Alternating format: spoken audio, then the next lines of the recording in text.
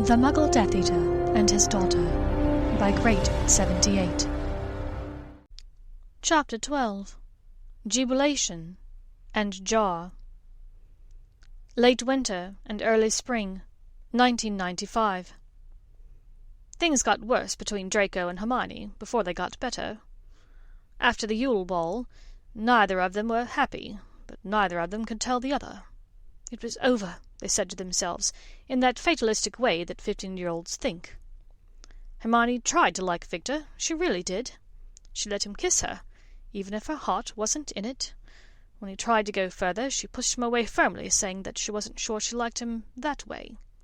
And he accepted this graciously, like a gentleman. Draco went out on a couple of dates that winter with Daphne Greengrass, a vapid sort of girl, tall and willowy, with straight glossy blonde hair, which was very attractive if one found that sort of girl attractive. Draco did not, especially. He accompanied Daphne to Hogsmeade for the week-end visit in January, along with a large group of other Slytherins. She was a bit put out that he didn't seem very engaged with her, but he could not help it. He had spotted Hermione in the Three Broomsticks with Potter and Ron Weasley.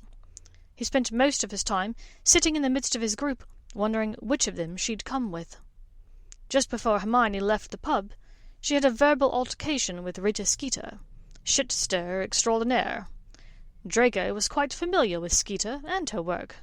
She had dragged his own father's name through the mud a time or two before. Hermione should know better by now, he thought grimly. Skeeter would do anything to get back at her, if she was able. She didn't even need facts on her side. Just a general baseless whiff of gossip would do. Then, in February, Draco sat with Daphne, Theo, Blaise, Pansy, and several others at the second Triwizard Tournament task. Once again, Daphne was clingy, but this time he had no patience for it, shrugging her arm off as she clung to him shamelessly. They were not really that physical with each other. They had kissed a few times, but it had felt perfunctory and performative, so he had demurred when she tried to kiss him in the morning of the second task. "What's wrong, Draco?" she wheedled, as they sat in the stands together, whilst the rules of the task were announced. He didn't answer. His eyes scanned the stands, crowded with spectators, but he wasn't able to find her signature rider's mane anywhere. Surely she hadn't skipped one of the tournament tasks. That seemed unlikely. "Daphne, please get a clue, I'm begging you," Pansy said, with a deadpan roll of her eyes. "You knew the score going into this. He's taken." Daphne had huffed and pouted and sneered, but by the 30-minute point of the task, she was cuddled close to Blaise, who had an arm around her. Draco and Blaise had had a wordless conversation in the interim, and all was well between the two wizards. When the shark head, attached to a pale, thick-set, muscular body, emerged from the water, holding a wet and slightly panicked Hermione, Draco had flown down the stairs of the stands, prevented from vaulting over the railing to get to the judge's platform to her, only by the restraining arms of Professor Snape and Professor Moody. She looked up then, burrowed into a blanket by Madame Pomfrey. The lake water clung to her eyelashes, so that she looked tearful, exhausted. And she was exhausted. She had given so much to this tournament, to Harry, and until that moment she felt abandoned by Draco.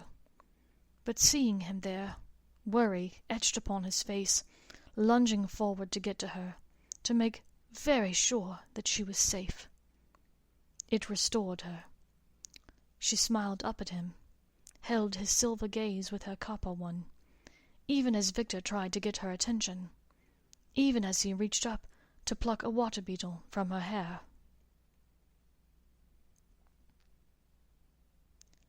Late spring, 1995.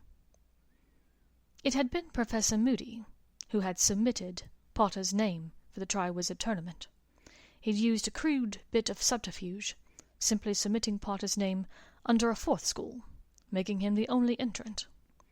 When questioned by his old friend Dumbledore as to his motive, Alastor Moody simply said that the Dark Lord's followers needed to know who and what they were dealing with.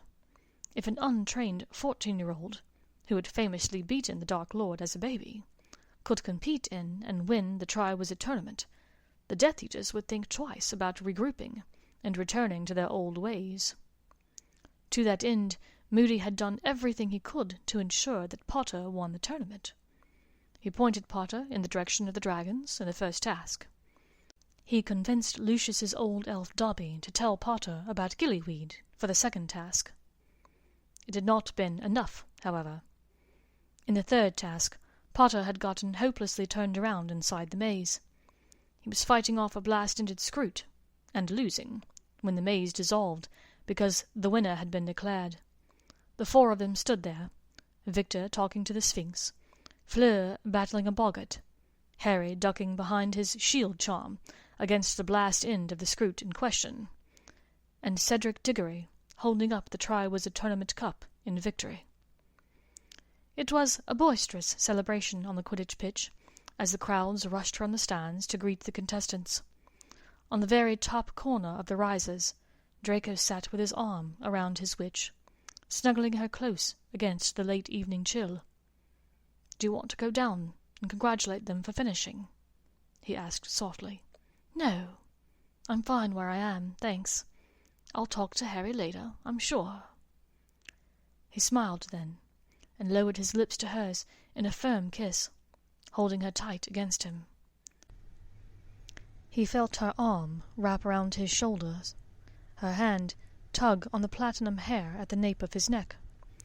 From the bottom of the stands, he could make out the catcalls and wolf whistles of Theo and the Weasley twins. They ignored them. As they broke apart, he saw a small green insect crawling along the length of her boot. "Oh, let me—" He made as if to wave it away, and her eyes followed it carefully as it flew off. Later, as they were walking into the entrance hall, he saw another bug, just like the first one, this time perched upon the back of his Slytherin housemate, Gregory Goyle. Before he could use his thumb and middle finger to flick it away, Hermione pounced upon it, producing a glass jar from her pocket, and snatching up the bug from Goyle's shoulder. "Gotcha!"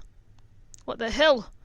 Goyle turned around angrily, then saw who it was, panicking slightly. "Oh, shit, sorry, Granger, I didn't know it was you."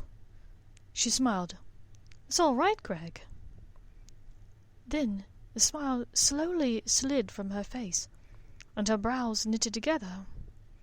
Goyle moved towards the staircase to the dungeons, and the rest of the students milled about on their way to their various common rooms for the after-tournament parties. "What's wrong?" Draco asked worriedly. She didn't say anything at first. He gestured her towards the broom cupboard near the entrance to the great hall. Before the crowd could fade away to the point where they would be noticed going in, they stepped inside. "I don't know why it didn't occur to me before," she began. "What didn't occur to you?" "How the Slytherins treat me." "What of it? They don't mistreat you, do they?" "No, that's just it. They don't mistreat me, and I'm not sure why. Do you know, when we first started at Hogwarts, I thought there was some kind of Muggle-born integration program." It was his turn to look confused. "Is that a thing?" "Apparently not. Several of your housemates occasionally bully people like Justin Finch-Fletchley and Kevin Dintwhistle," she said, a slightly accusatory tone to her voice. Draco racked his brain. Justin he knew from a handful of classes over the years, but who's Kevin Dintwhistle? "He's a Ravenclaw, about my height, strawberry blonde hair." Draco shook his head, a bit lost. "Vincent and Greg keep pushing him through the Bloody Baron at the leaving feast last year." "Oh, Heavy Kevy!" At this utterance, the angry set of Hermione's mouth went from bad to worse. "I'm sure it's mostly baby fat," she said. "Hermione, he's nearly 16.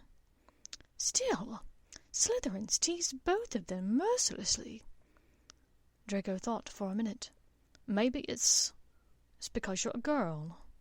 They don't want to be mean to you." It was definitely more of a question than a statement. She was not to be dissuaded.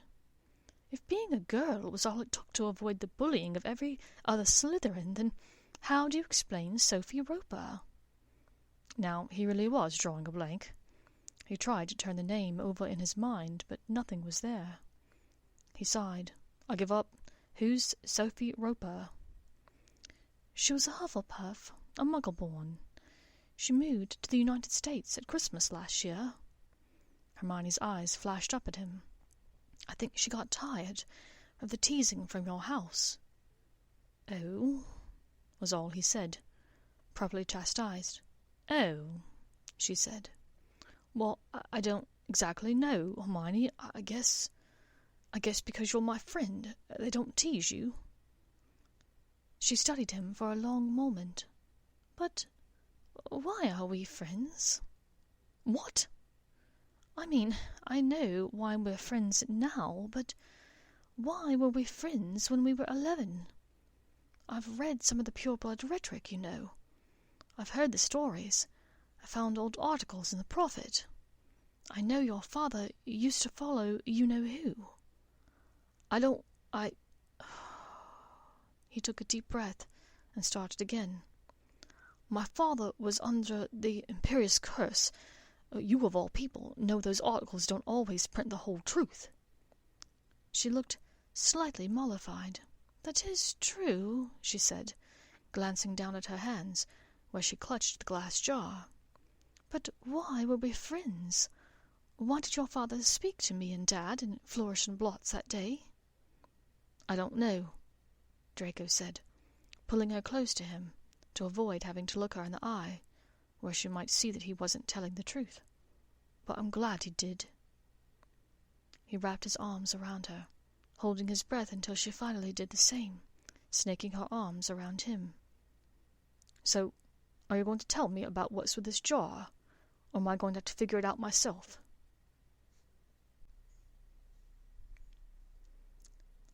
Summer, 1995.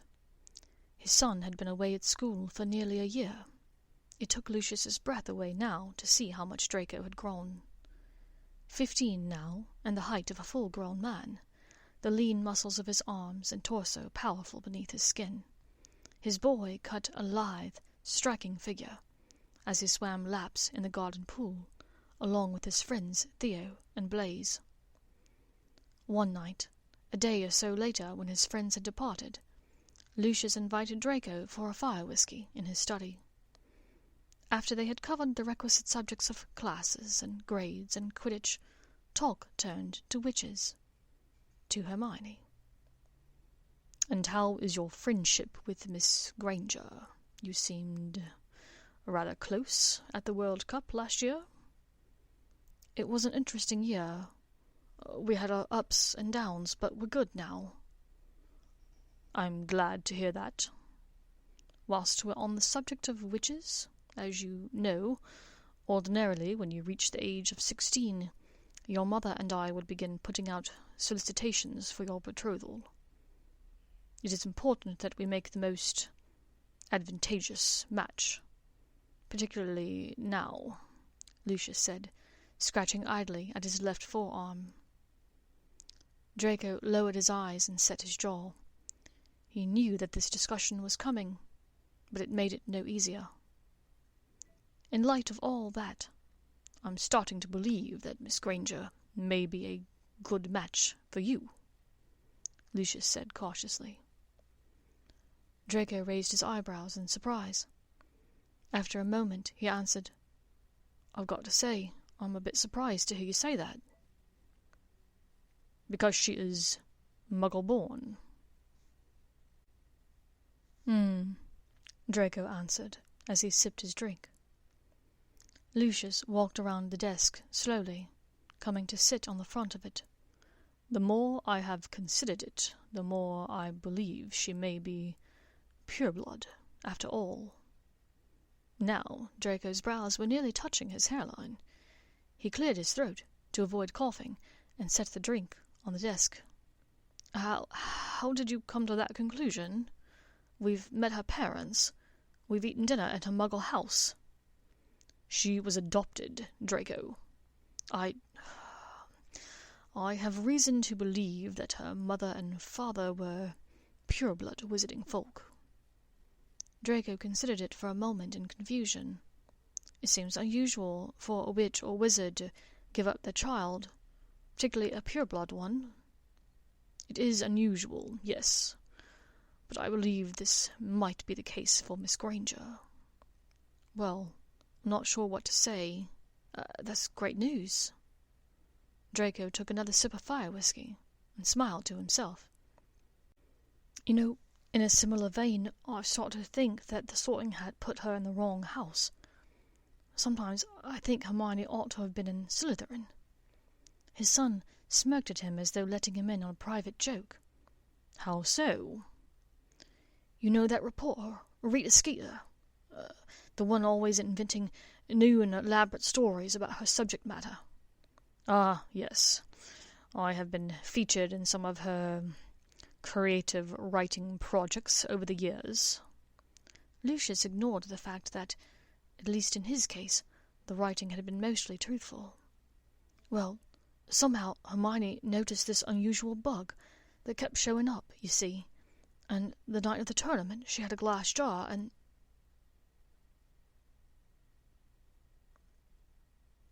Draco lay awake a long time that evening. There was a way forward, then.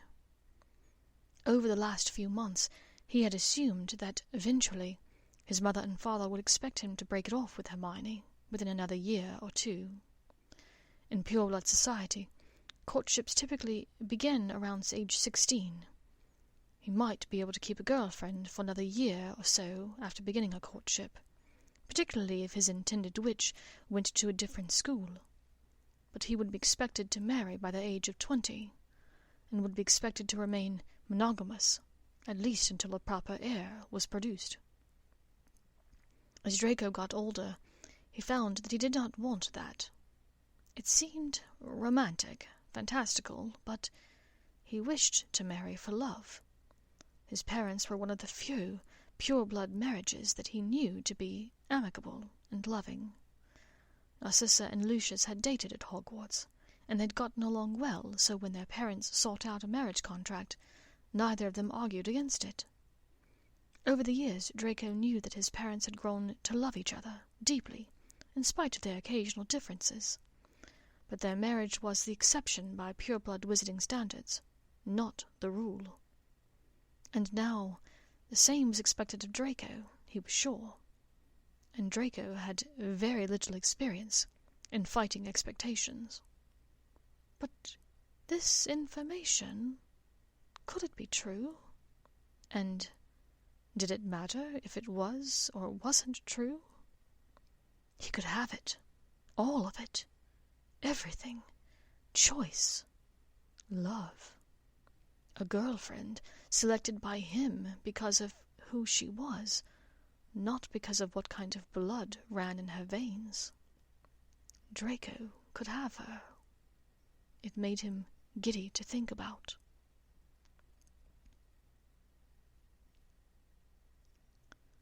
Lucius sat alone in his study, considering the things that Draco had told him, long after Draco had gone to bed. He stared without seeing at the crystal-faceted tumbler, with its final sip of fire whiskey left untouched inside. He swirled the amber liquid slowly, letting the facets of the glass catch and refract upon the surface of the desk in the low lamp light. The story Draco had just told. Yes, it was true that Lucius, like many others, would have gladly thrown that vile woman from a cliff if given the chance. But to capture and imprison the witch in a jar, that was savage. Not only had she done it, but she had premeditated it. The jar had been charmed to be unbreakable. She had air holes already cut inside, had kitted it with the small bits of food, leaves and twigs, according to Draco. The girl had carried it around in her pocket for weeks, preparing for the chance, ready to strike. It was all very diabolical, calculated. To the watchful eye, whilst Draco spoke of Hermione and Rita Skeeter, Lucius had been proud by association. He had enjoyed the story as Draco had told it, laughing along with his son at Skeeter's comeuppance. He had clapped Draco on the back, congratulating him for finding such a powerful and worthy witch. But inwardly he was forcibly reminded of another witch he had known, another one with a morbid fascination with weak and defenseless animals. He still remembered how his stomach had churned to hear Narcissa recount the tale of her sister, Bellatrix, and their childhood pet bird. Bellatrix had grown tired of the bird's song, so she put on her father's boot and stepped on the bird. The bird's song was sung no more, and their family never got another pet. But deep inside, Lucius fretted. Yes, Hermione Granger was likely a pureblood, but she was cunning and powerful, so much so that at the age of 11 she had confounded a magical item into placing her within Gryffindor, within striking distance of one of the only 2 wizards alive who could oppose the Dark Lord's resurgence. Who else would she strike down if they angered her? If Draco or Lucius got in her way, would she destroy them? And the most chilling thought of all, yes, the predilection for violence might be born from her blood, but her craft had been honed, her weaponized bloodthirst sharpened at the whetstone of her mother and father. She had not, after all, sprung fully formed from nothing. She had been raised in the malevolent world of Muggles by the very definition of depravity, a Muggle Death-Eater and his assassin wife. Hermione Granger was the worst of both worlds, a blade sharpened at both ends. Thank you for listening to this chapter of The Muggle Death-Eater by Great78.